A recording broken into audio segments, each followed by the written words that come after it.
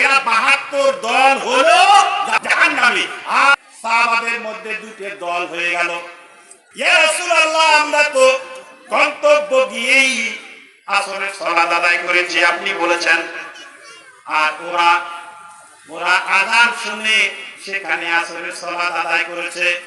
বিশ্বনবী মুহাম্মদুর রাসূলুল্লাহ সাল্লাল্লাহু আলাইহি সাল্লাম বললেন, তোমরা উভয়ে সঠিক কাজটা করেছো। চ্যানেল ঝাড়ফুঁক চিকিৎসা, সকল রোগের শিফা, কোরআনের শিফা। সাবস্ক্রাইব করুন এবং পাশে থাকুন। ধন্যবাদ।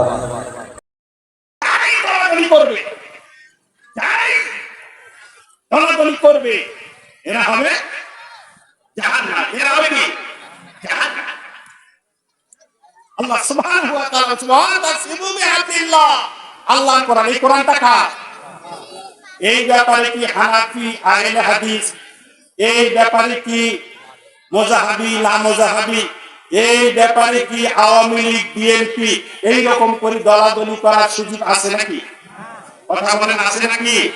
যারা দলাদলির মধ্যে তারা জাহান্নামী, যারা দলাদলির মধ্যে তারা জাহান্নামী। ওয়ালা তাকাতাবু, কোরআনের এই আয়াতটাকে অবমাননা করেছেন। আর বিশ্বনবী মুহাম্মদ রাসূলুল্লাহ সাল্লাল্লাহু আলাইহি সাল্লাম খাস করে বলেছেন, এরা 72 দল হলো যাবে কোথায়?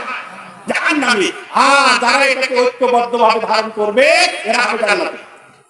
বিশ্বনবীর একটা হাদিস শুনে বিশ্বনবী মুহাম্মদ রাসূলুল্লাহ সাল্লাল্লাহু আলাইহি সাল্লাম একটা দল অভিযান পাঠালেন। সমাধানটা কি? বিশ্বনবী পাঠালেন দলটা অভিযানে যাচ্ছে, সাহাবাদের দল। আল্লাহর নবী বললেন, তোমরা যখন যাচ্ছ তো গন্তব্য দিয়ে আসরের নামাজ পড়ো। রাসূলের পরামর্শ। সাহাবারা রওনা দিলেন। গন্তব্যে পৌঁছার আগে আসরের সালাতের আযান শুনতে পেলেন। আল্লাহু আকবার, আল্লাহু আকবার। আযান শোনার পরে সাহাবাদের মধ্যে দুটো দল হয়ে গেল। একদল বললেন, আল্লাহ রাসূল গন্তব্যে গিয়ে আসরের সালাত পড়তে বলেছেন, অতএব আমরা গন্তব্যে না পৌঁছা পর্যন্ত আসরের সালাত পড়ব না। আরেক দল বললেন, আযান যখন শুনেছি তখন আসরের সালাত পড়ব। ওই দল আসরের সালাত পড়লেন।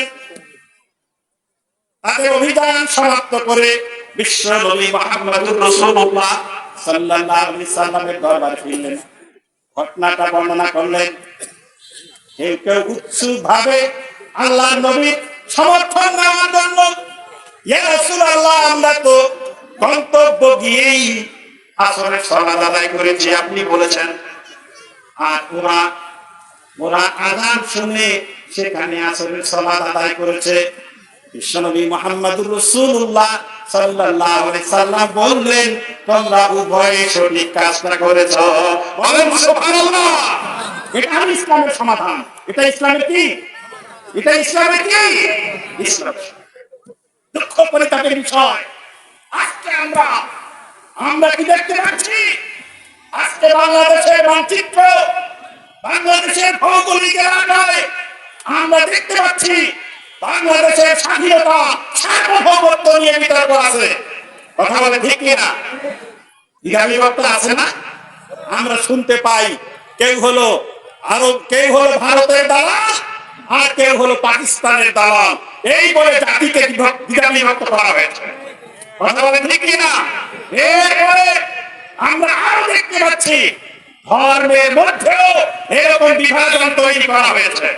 কথা বলে ঠিক কিনা? এরকম করে জাতি গোষ্ঠীর মধ্যে বিভাজন তৈরি করা হয়েছে। এরকম করে আজকে যদি আমরা দেখি, তাহলে একটি পর একটি জাতিকে বিভক্ত করার কাজ চলছে। আর বিভক্তকারী দলেরাই জাহান্নামে চলে যাবে। কথা বলে ঠিক কিনা? আল্লাহ সুবহানাহু ওয়া তাআলা আয়াত নাযিল করলেন বিশ্বনবী মুহাম্মদ রাসূলুল্লাহ সাল্লাল্লাহু আলাইহি সাল্লামের কাছে, ওয়াতাসিবু বিহাবলিল্লাহ জামিআন ওয়া লা তাফাররাকু। তুমি যে কুস্তি হও না কেন, তুমি যে মাঠে হও না কেন, তুমি যে নারী হও না কেন, আল্লাহ কোরআনের ব্যাপারে ঐক্যবদ্ধ থাকতে হবে। কথা বলে ঠিক কিনা? কথা অনেক থাকলেও বলার সময় নাই। আমি কোন টানতে চাই। আজকে বাংলাদেশের স্বাধীনতা সার্বভৌমত্বের ব্যাপারে আমাদের ঐক্যবদ্ধ হতে হবে। এই বাংলাদেশের স্বাধীনতা সার্বভৌমত্ব আমরা কাউকে বিনতি মানে দখল করতে দেব না। কথা বলে ঠিক কিনা? সাথে সাথে এই চেতনা নিয়ে কোরআনের ব্যাপারে আমরা সবাই ঐক্যবদ্ধ। কথা বলে ঠিক কিনা? আমি উদাত্ত আহ্বান জানাচ্ছি, অসম্ভব আপনি যদি ঐক্যবদ্ধ হতে না পারেন, আপনি বিএনপি হন, আপনি জামাত হন, আপনি আওয়ামী লীগ হন, আপনি জাতীয় পার্টি হন, যে দলই হন না কেন, কোরআন কারীম যে মেসেজ দিয়েছে ওয়াতাসিমু বিহাবলিল্লাহি জামিআ ওয়া লা তাফাররাকু, আল কোরআনের নেতৃত্বে ঐক্যবদ্ধ হতে না পারলে আপনি যত বড় আলেম হন, আপনি যত বড় সুফি হন, আপনি যত বড় পীর হন, আপনি যত বড় দলের লিডার হন না কেন, আপনার ঠিকানা কিন্তু জাহান্নাম।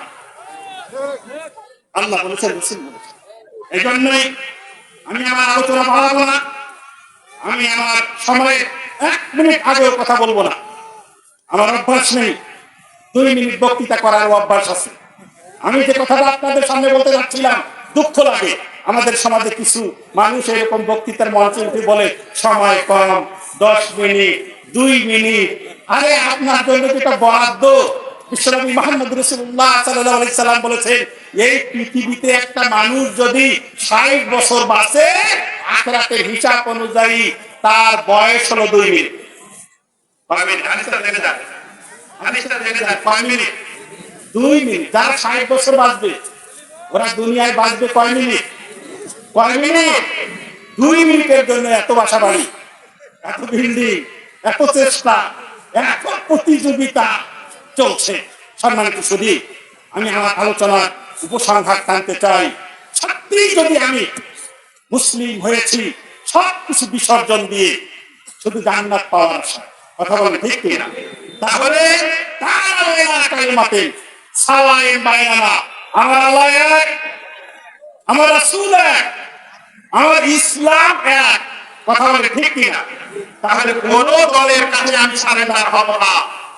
আমার আহ্বান থাকবে, আসুন আমরা আল্লাহর কোরআনকে মজবুত ভাবে ধারণ করি, ঐক্যভাবে ধারণ করি, আর পৃথিবীর যত দল আছে সব দলকে লাঠি মেরে বাংলাদেশের স্বাধীনতা সার্বভৌমত্ব আর আল্লাহ সুবহানাহু ওয়া তাআলাকে একমাত্র ইবাদত করার ব্যাপারে আমরা কাউকে, আমরা কোন দলের কাছে আমরা নিজেকে সমর্পণ করব না। কথা বলে ঠিক কিনা? কথা বলে ঠিক কিনা? এই ওয়াদা, এই আহ্বান, এই কি বলে দাওয়াত আপনাদের সামনে রেখে আমি আবার কথা শেষ করছি। আকুলু কাউলি হাযা আস্তাগফিরুল্লাহ লি ওয়া লাকুম ওয়া লিসাইরিল মুসলিমিন। আলহামদুলিল্লাহি রাব্বিল আলামিন। আসসালামু আলাইকুম ওয়া রাহমাতুল্লাহি ওয়া বারাকাতুহু।